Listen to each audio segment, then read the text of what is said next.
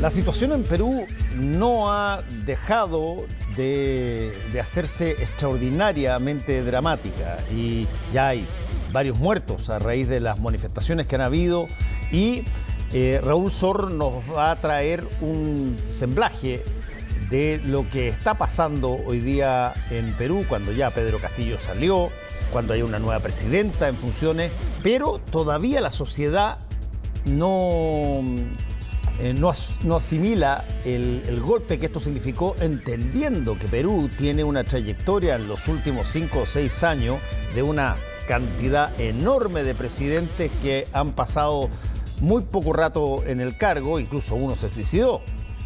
Entonces, Raúl Sor tiene la palabra. ¿Cómo estás, Raúl? Hola, sí, hay una situación de volatilidad muy grande en el Perú y las cosas están, por lo visto, lejos de aquietarse. Se habla hasta el momento de 7 muertos. Los mayores desórdenes se están desarrollando en el sur, principalmente en Arequipa, pero en una vasta región del sur que, por lo demás, y esto puede ser bastante ominoso, era donde operaba con mayor vehemencia Sendero Luminoso. Y la brecha que uno ve aparecer en el Perú, justamente con la salida de Pedro Castillo, es que Pedro Castillo era un candidato de origen indígena que estaba bastante ligado al movimiento o a sectores del movimiento indígena peruano, y él, digamos, hizo su candidatura con un hombre subrayando su condición de maestro primario. Su símbolo era un lápiz, usaba una chupalla típicamente campesina, es decir, él hizo gala de su condición popular y muy ligada al sector rural, que es donde se han vivido los mayores desmanes históricamente y donde hay una verdadera brecha con la sociedad peruana. Cuando surgió Sendero Luminoso pasó mucho tiempo hasta que en Lima, la capital, se tomó la presencia de Sendero con seriedad. Mientras era un fenómeno rural, bueno, sí, son unas pequeñas manchitas aquí y allá, pero lentamente el país se fue cubriendo de color y esta suerte de insurrección abarcó a buena parte del país. Y la salida de Castillo es muy cuestionable. Sus partidarios hablan directamente de un golpe de Estado. Sus adversarios dicen que él intentó un autogolpe, pero lo cierto es que a Castillo se le había hecho bastante inmanejable la situación. Él estaba pasando de una acusación constitucional a la siguiente, casi no podía gobernar, y esta situación lo llevó a tomar esta medida desesperada y, por lo demás, bastante poco reflexionada. Es decir, él simplemente intentó algo, pero no tenía muy claro dónde iba a terminar su intento. Y hoy día él está detenido, ha escrito una carta que ha sido divulgada a sus partidarios en que dice que él es el presidente legítimo del Perú y que, digamos, ha sido removido por la fuerza y que él tiene todas las intenciones de volver, y llama, digamos, y esa es la oferta que él hace, por así decirlo, llama a elecciones anticipadas.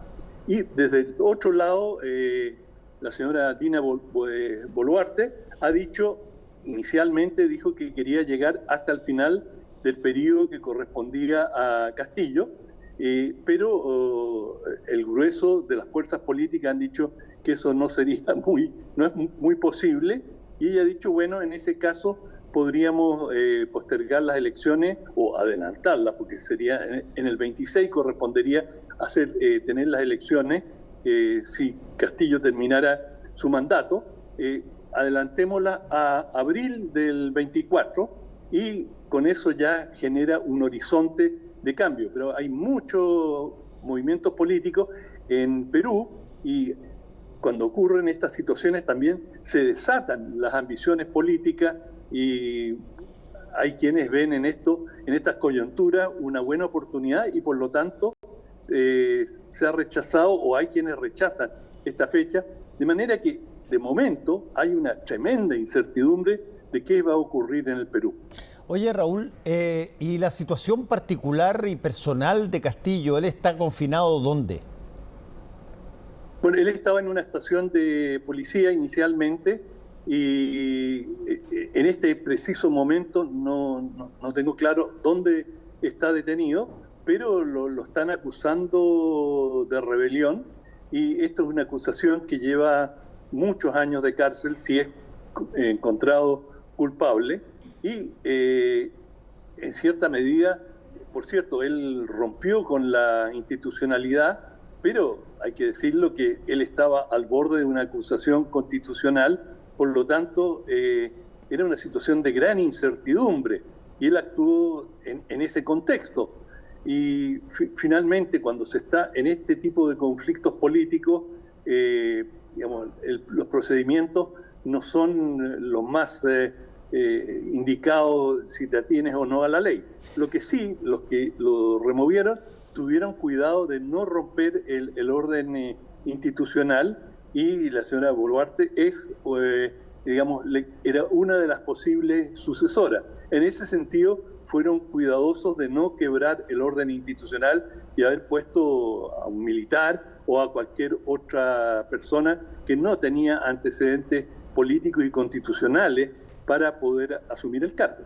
Ahora, por ejemplo, las imágenes que estamos viendo y todas estas manifestaciones que se están produciendo, incluyendo las que han generado muertos y todo, particularmente en las últimas 24 o 48 horas, estas son imágenes y movimientos que tienen que ver, te lo planteo directamente, con una defensa del presidente Castillo, o son gente que se expresa porque, bueno, está hastiada de la situación y básicamente necesita que haya algún tipo de claridad respecto de quién gobierna el país.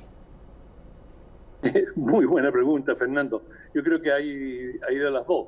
Es decir, hay gente que ha estado voceando esta consigna que se ha escuchado en tantos países en América Latina, en Argentina y en otros, que se vayan todos. Es decir, claro, un hastiamiento con el sistema político, que el Congreso son una banda de sinvergüenza, que por cierto los políticos lo único que hacen es aprovechar, pero también hay, Castillo tenía un grado de apoyo, no formidable, pero considerando, si uno ve las encuestas, nadie, o sea, ningún político tiene un gran caudal de apoyo. Y dentro de los, digamos, porcentajes reducidos relativamente, Castillo tenía una cantidad, la última encuesta le daba un 26% de respaldo, que dada la circunstancia no es malo, comparado, por ejemplo, con el 18% de respaldo al Congreso. O sea, el Congreso, que lo depuso, es mucho más impopular que el presidente que removieron. De manera que si lo midiéramos en términos de legitimidad por las encuestas, todavía Castillo sale mejor parado.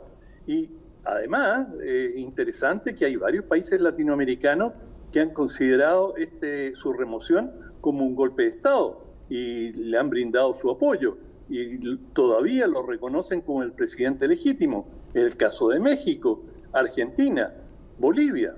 Es decir, es interesante el respaldo que tiene incluso Colombia. Tiene Castillo. Es un respaldo latinoamericano que hace pensar de que hay un ambiente muy hostil a la remoción de presidente por vías extraconstitucionales, aunque esta, digamos, estrictamente está todavía enmarcada en la Constitución. Pero, aún así, para muchos esto es un golpe de Estado contra un presidente que proviene de sectores populares y que ganó legítimamente, aunque mucha dificultad ganó las elecciones. Unas elecciones que eran, digamos, tan fraccionado el Perú entre las distintas fuerzas políticas que, como le pasa a mucha gente, terminan votando por el mal menor, pero no había mucho entusiasmo por ninguno de los candidatos. Ahora, te lo quiero preguntar, Raúl, normalmente cuando se acusa de que hay un golpe de Estado, etcétera, uno no espera ver a miembros del gabinete del presidente depuesto reemplazándolo en el cargo. Porque si es que es golpe de Estado, bueno, se van todos. No tienen por qué ponerlo. Y aquí hay la nueva presidenta, bueno, era parte del entorno del mismo Castillo y por lo tanto, ¿cómo reacciona ella cuando de alguna manera apuntan lo sucedido como una suerte de golpe de Estado? Bueno, ella ha sido muy cuidadosa, señora Boluarte, porque le ha dado instrucciones precisas a la policía que no utilice armas letales. Sí puede reprimir y mantener el orden, y los ha instruido a que hagan eso, pero ojo, no usen armas letales. Y ella tiene que tener muy claramente en la memoria lo que ha pasado en gobiernos anteriores, en que durante breves periodos han habido desórdenes callejeros y las muertes que han ocurrido realmente sellan el destino de estos gobiernos, llamémoslo de transición, y ella, digamos, sin duda tiene ambiciones de permanecer en el gobierno por algún tiempo, y ella sabe perfectamente que si hay muertes, eso, los plazos se le van a cortar enormemente, y por lo demás va a desfigurar el proceso.